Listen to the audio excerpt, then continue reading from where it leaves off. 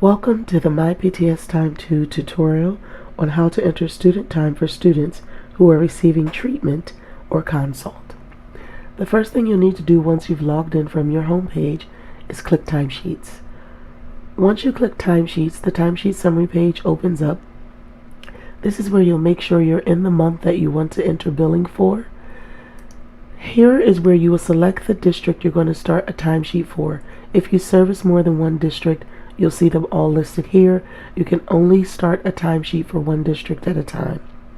Select that district and you'll click Start New Timesheet. Once you click Start New Timesheet, you'll see the month here, the district that you've selected. You'll be able to see the hours you've entered, whether or not you submitted.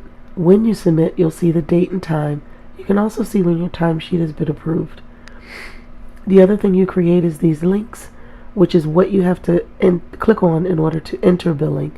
However, if you just need to see your entire timesheet to see what you've billed so far, you will click on Review and Submit. Again, in order to enter billing, you have to click on one of the links. I'm going to start entering billing at PTS Sample District, ESY 2014, and I'm going to do so for the week that begins with August 6th. Once you click on the link with the week, again, you have the opportunity to make sure you're in the right week, and if you need to change it, you can use these arrows here. The other thing you'll see is the school listed under the district you're billing for, and the 3 categories you can enter billing for. We're going to first begin entering billing for group time, and we're going to do so under the PTS Sample School by clicking Group Time. Once you click the Group Time link, again, you can check to make sure this is the date that you want to enter billing for. And then I'm going to click on the first day of the week that I'll be entering billing, which will be Monday. Once you click that link, the next screen that opens up is where you enter the group information. Again, you can check to make sure you're in the right school, the date. Group size is the total number of students in the session for the day. In this case, we're going to use 2. It's very important that the group size you select and the amount of children you select match. The next thing you'll need to enter is the total number of minutes for the session, which in this case was 30 minutes. The 2 students who were in my group is Chuck Berry and George Bush. This comment section is where you will be able to enter any notes that are in regard to the session that you had. And then you'll click Save. When you click Save, you're able to see that you've entered a group for Monday, a size of 2, 30 minutes. These are the children in your group. If for whatever reason you needed to go in to edit that group, or you see that you just made a mistake, totally messed up, and need to get rid of that group entry, you would click Edit Group. Once you click Edit Group, it takes you back to the page where you enter the information. You can either delete it and start all over, or make any necessary changes in the group, whether it was to the group size, which in this case it was really a group of 3 for 30 minutes, and the other student that I forgot to add was this student Da. Now I'm going to click Save. When you go back, on Monday I had a group size of 3 for 30 minutes, and all 3 of my children are now showing. Next, I need to enter my billing for the next day of the week, which was Tuesday. And on Tuesday, I only have a group size of 1. The reason I'm selecting 1 is because this student has group on their IEP, and they were supposed to be in a session with 2 other students, but those 2 other students were absent on that day. So I still have to bill that student under a group size of 1. The session was 30 minutes, and the student who was present that day was Playdate, but Diaz and Mate were absent. In my notes here, I'm going to put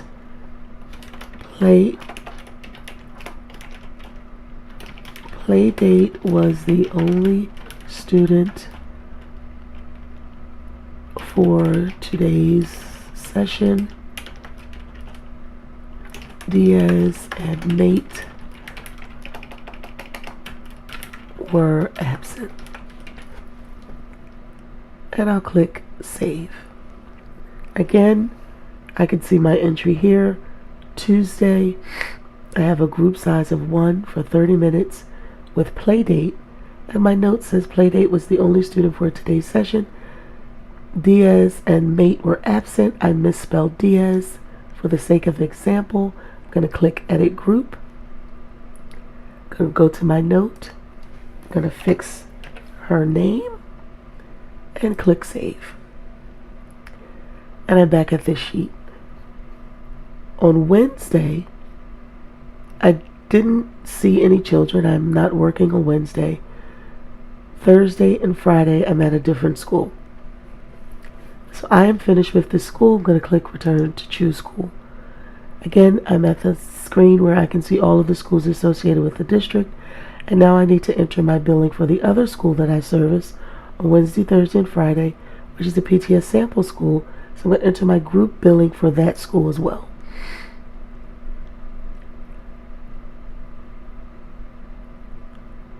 I'm going to click on Wednesday.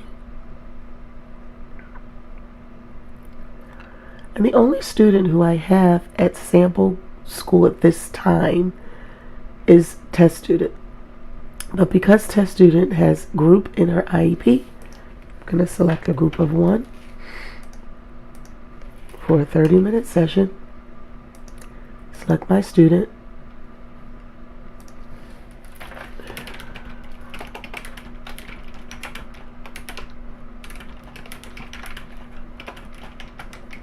Available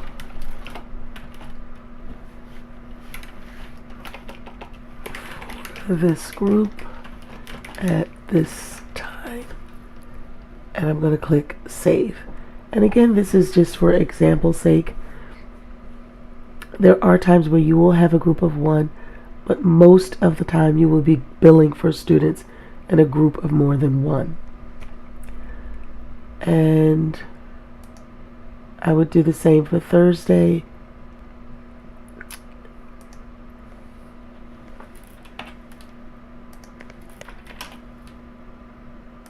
Select my student, save,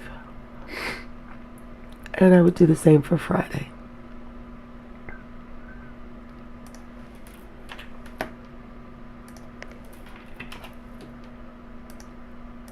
And save. I'm finished entering all of my group time for that week. I'm going to click Return to Schools, and now I need to enter my direct treatment time for students and consult time. And again, the 2 schools that I am assigned to is the PTS sample school. I am in the week that I would need to be in. I'm going to click Student Time. When I click Student Time, the screen will open up. And this screen here looks a little different from the group screen. All of the students that are assigned to that school on my caseload, I'm able to see here.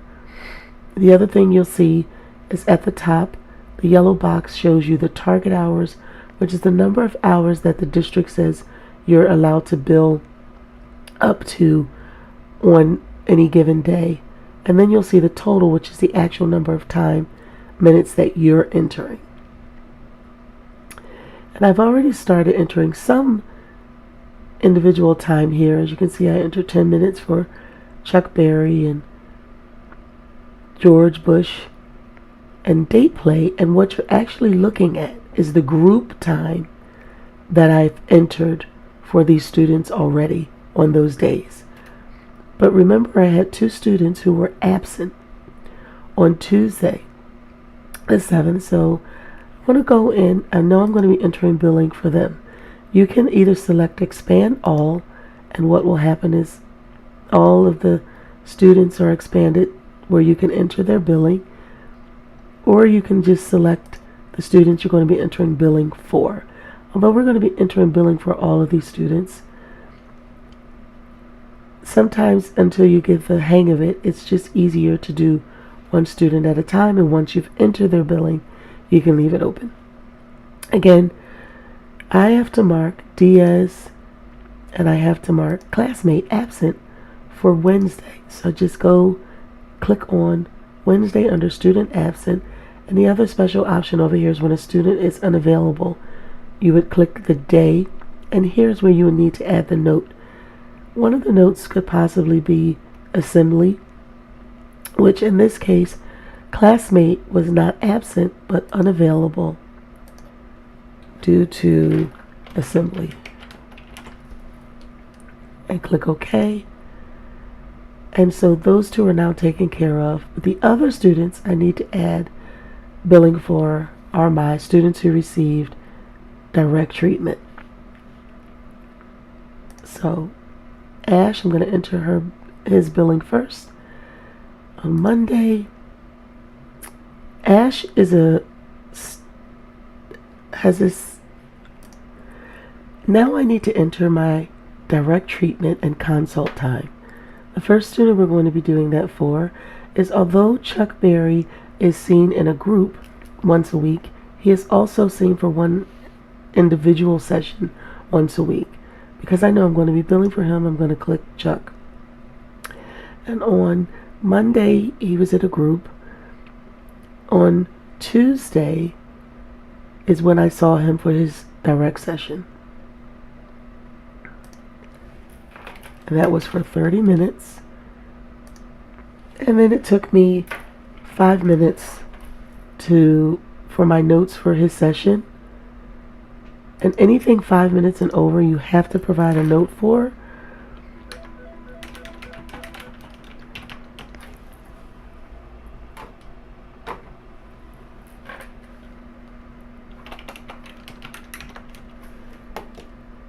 You would enter that there. Click OK. The next student I need to enter their direct treatment for on today is George Bush. So I'm going to click on his name. I'm going to go to Tuesday. And this, I had to put in a note for George's session, but I also made a phone call to his parents, and that all took me about 8 minutes for indirect. Session notes and phone call to parents. I'm going to click OK, and I'm going to enter the 30 minutes we spent on his session.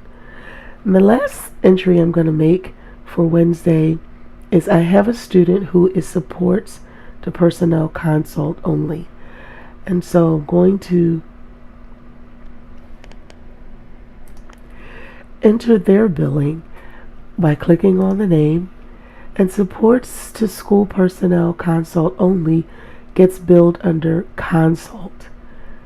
And so that was 45 minutes with the teachers.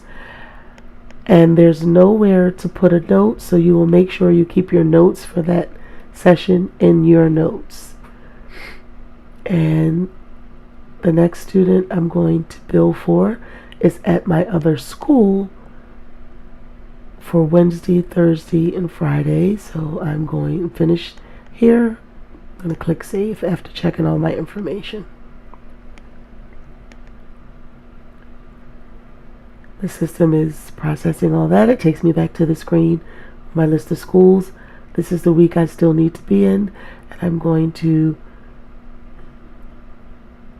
go to non-student time because I have some travel billing that I need to enter for a district meeting that we had. And the only time that is billed under non-student time is things that pertains to directly to the district. So travel can never be billed to any particular school building.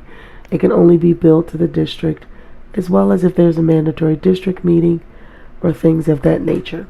So I'm going to bill some non-student time because I had a meeting there at the district. It doesn't really matter what building you select non-student under, because it is an option to bill non-student other time under any one of the selections. However, if you're going to be billing the district and the school, then you want to make sure you select non-student other under the school you'll also be putting non-student billing for. So the first thing we're going to do in this screen is to the district. I was mandated to go to a meeting on Thursday, a district meeting, and it was a 2-hour meeting, and because we enter minutes that are then converted to hours, I'm going to enter 120 minutes. And my note is going to say mandatory, if I could spell it, district meeting.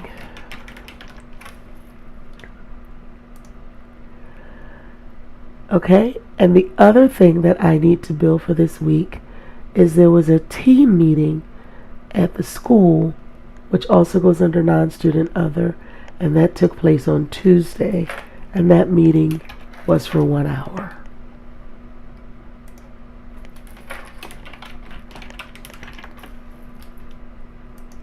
Okay, other things you would put to the school would be things like covered fire drill, covered lunch, things that don't pertain to any one particular student.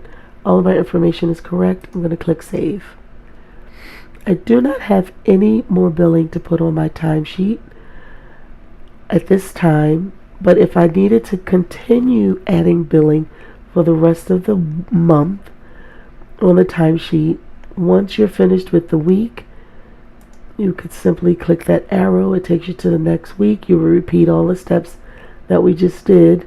You can always click Return to Timesheets, which brings you to this page, which I'm finished with my billing for PTS Sample District ESY 2014, but I also have some August billing for the other district that I work in, which is the PTS Test District. So I'm going to click Start New Timesheet. And I can now see that here, August PTS test. I haven't entered anything yet, but I need to enter billing for this week, August 13th.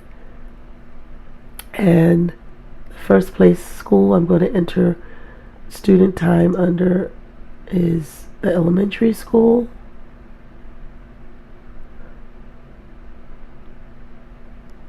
And as you can see, my 3 students come up. I only have 3 students at that school, so I'm going to click Expand All. And I was at that school on Tuesday,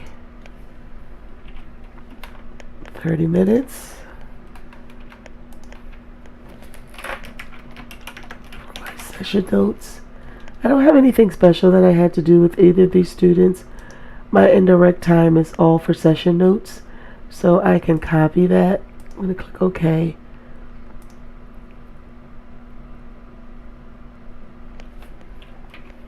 And just add the same. Click OK. It was a 30-minute session. And I don't have any billing for test subject at this time. Just those 2 students at that school on that day. I'm going to click Save.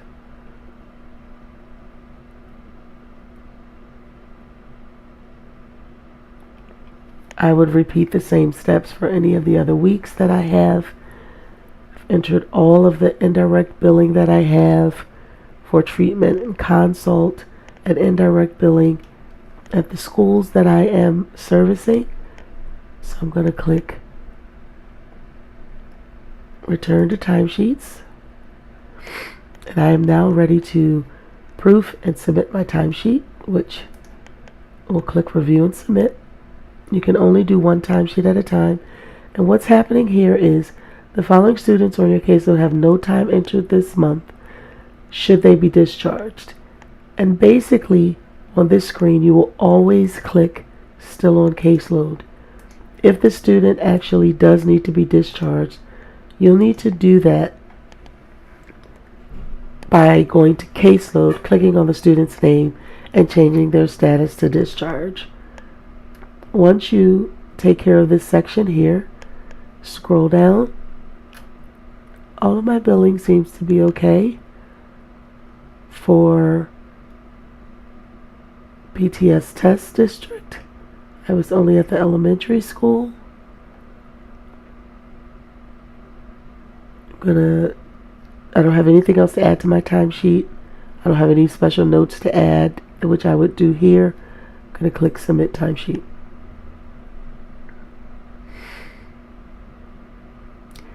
As you can see, for PTS Test, my August timesheet, total hours I've submitted, yes, I've submitted, the date and time I've submitted. If I wanted to go back and just review that timesheet, I would click View Submitted Timesheet. The entire timesheet opens up. I can view it. I cannot make any changes to it. Once you submit a timesheet, you cannot make any changes to that timesheet. As you can see, it says timesheet submitted and locked. I'm going to go back to timesheets. And now I need to submit my other district's timesheet by clicking Review and Submit. Again, the system will not let me out of the screen until I account for all these students. The thing that's important here is the more on top of your caseload maintenance you stay, the less students you'll see up here each month that you have to account for. And I'm going to go check my timesheet. Everything seems to be okay. The reason you see this look like this is because for group, although we account for the 30-minute session for each student, you get credit for the 30-minute session for each student, but we don't bill the district 30 minutes for each student. We only bill the district one 30-minute session, 10 minutes each for this particular group. And again, you get credit for the entire 30-minute session. And I continue checking my timesheet. All of my notes are here. I don't have any edits I need to do.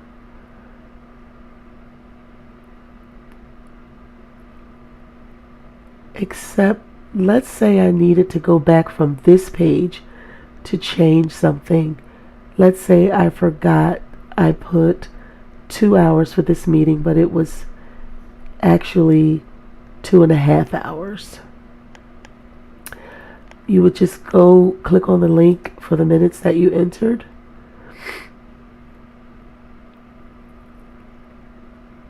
And you don't have to expand all. I could just click the district. And I need to add 30 more minutes here, which is actually 150 minutes. Click Save. Return to timesheet. I do have to repeat this process again by clicking Review and Submit. I was still able to make changes because I had not yet submitted the timesheet.